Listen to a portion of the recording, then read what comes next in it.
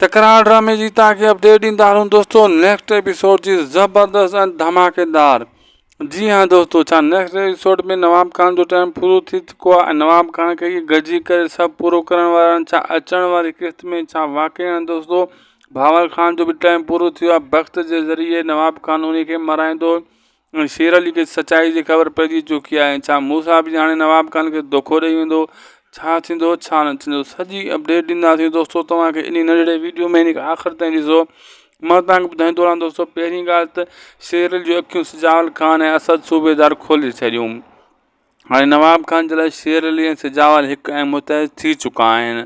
ऐं ॿिए तरफ़ वक़्त खे हाणे नवाब खान इजाज़त ॾेई छॾी आहे। वक़्त खे शक आहे त हाणे चाचो मुंहिंजे मथां इतबार नथो करे, इन खे रस्ते खां हटायां। नवाब खान चए थो तूं इन खे पूरो कर मार, मूसा बि तोसां गॾु हलंदो। लेकिन मूसा जे लाइ ना पिया मोकिलियईं, मूसा न आयो। ऐं शेर अली नवाब खान सम्झी वियो त मूसा कुझु शक पवे थो त मुंहिंजे लाइ को खॾु दुश्मन गॾिजी त नथा खोटनि।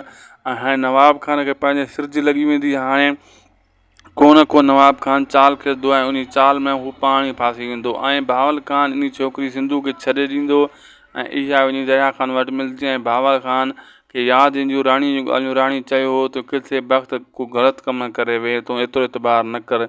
ऐं हाणे वक़्त जे ख़िलाफ़ु थी वेंदो। आहिस्ता आहिस्ता भावल ऐं मूसा जे वेझो थी वेंदो ऐं राणी जूं ॻाल्हियूं उनखे यादि ईंदियूं। राणी ऐं मीर खे बि हू माफ़ु करे छॾींदो।